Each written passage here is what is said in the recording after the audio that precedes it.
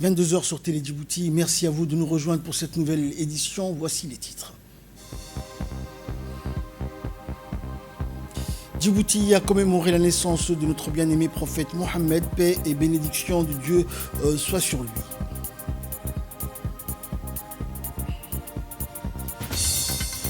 Une réunion de haut niveau consacrée au financement durable de la santé a eu lieu à Addis Abeba. Voilà pour les titres, bonsoir à tous.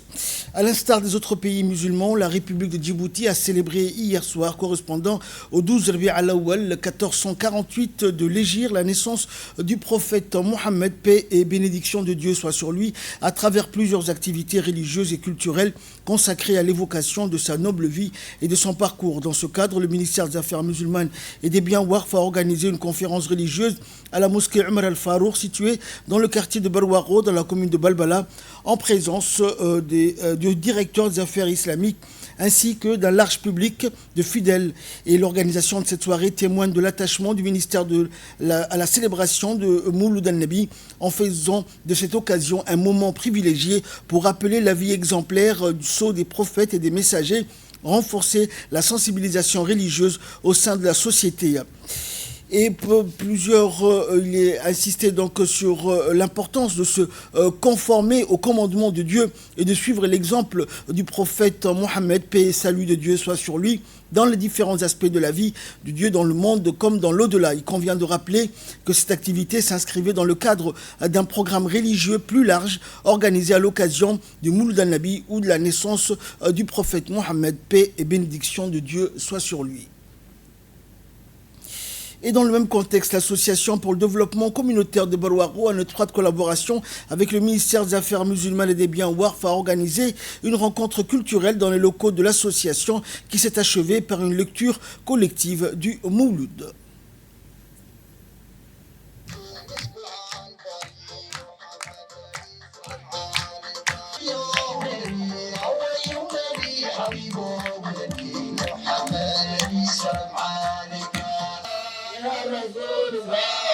سلام عليك مثل الحسين ما بينا قد بلاواتها سروري النبي سلام عليك يا رسول سلام عليك مرحبا رسول مرحبا مرحبا المسكين يرجو مرحبا فضلك الجمل الفقير مرحبا.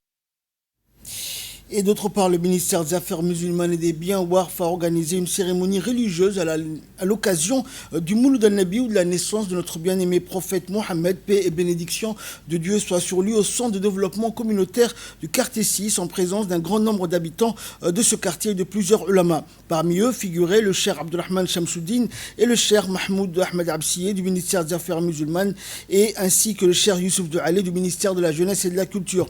L'événement a été marqué par l'organisation d'un concours culturel consacré à la sirat du prophète. Cette initiative a offert aux participants, notamment aux jeunes, l'occasion de mettre à l'épreuve leur connaissance sur la vie du messager d'Allah et les principales étapes de sa sira.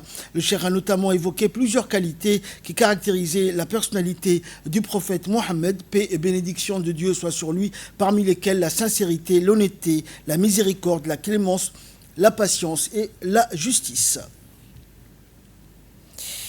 Et c'était donc hier soir, Djibouti s'est uni pour célébrer à l'unisson la fête religieuse de Mouloud al-Nabi et marquant la naissance du prophète Mohammed, paix et salut de Dieu soit sur lui. Cette ferveur a enveloppé la capitale avec des festivités et chants, notamment des qasaïd. Regardez.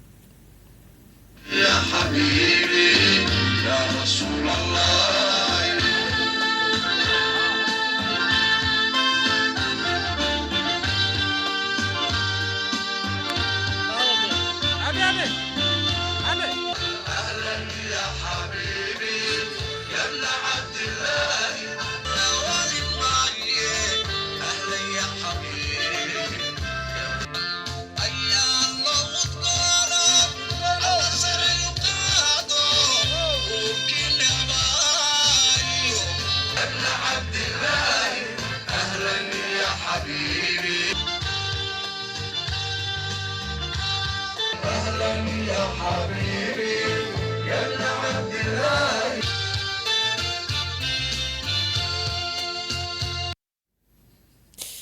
Et à l'instar de la capitale, la région de Dikil a célébré également hier soir le Mouloud al-Nabi commémorant la naissance du prophète Mohammed, paix et salut de Dieu soit sur lui. Cette célébration religieuse empreinte de ferveur, de spiritualité et de recueillement s'est déroulée dans une ambiance de communion et de fraternité.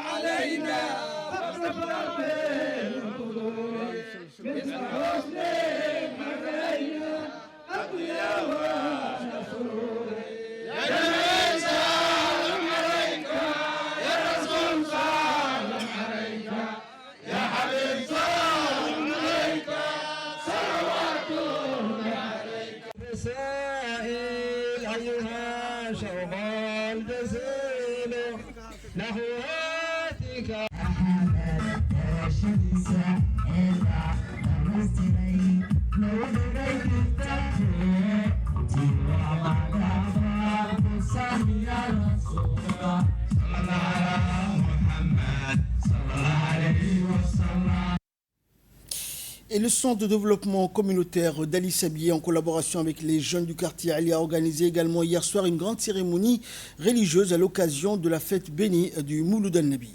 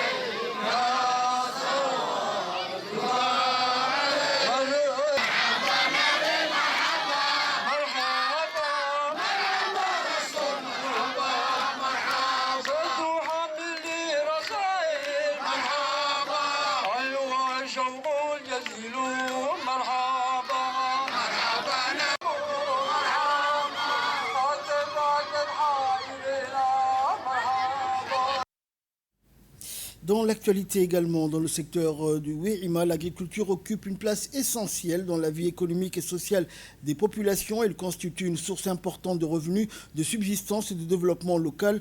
Dans ce contexte, la coopérative agricole de Dafenaitou Guilori accomplit un travail remarquable pour promouvoir les activités agricoles et renforcer les capacités des producteurs et productrices. Au cours de cette dynamique, les femmes occupent aujourd'hui une place de plus en plus importante. Elles participent activement aux différentes activités agricoles et travaillent sans relâche pour contribuer au développement de leur famille et de leur communauté. Leur engagement témoigne de la détermination à faire de l'agriculture un véritable levier de développement économique et social. Les femmes de Dafenaitou Guilori ne se limitent pas aux travaux agricoles. Elles prennent également part aux conférences, rencontres et échanges d'expériences qui leur permettent de partager leurs connaissances et leur savoir-faire avec d'autres acteurs du secteur. Et grâce à leur implication, les femmes contribuent notamment à la production agricole, à la valorisation des produits et au renforcement de l'économie locale. L'autorité intergouvernementale pour le développement, avec l'appui de l'Organisation internationale du travail et de l'Union européenne, a lancé hier à Entebbe, en Ouganda, un atelier régional de formation destiné aux professionnels des médias et de la communication des États membres de l'IGAD. Cette participation témoigne de l'engagement de Djibouti à renforcer les compétences de ses professionnels des médias sur les questions liées à la migration, à la mobilité et à l'intégration régionale. Au cours de ces 3 jours de formation, les participants approfondiront notamment leur compréhension du protocole IGAD sur la libre circulation des personnes, de ses objectifs et des principales dispositions, ainsi que des processus de ratification, de domestication et de mise en œuvre.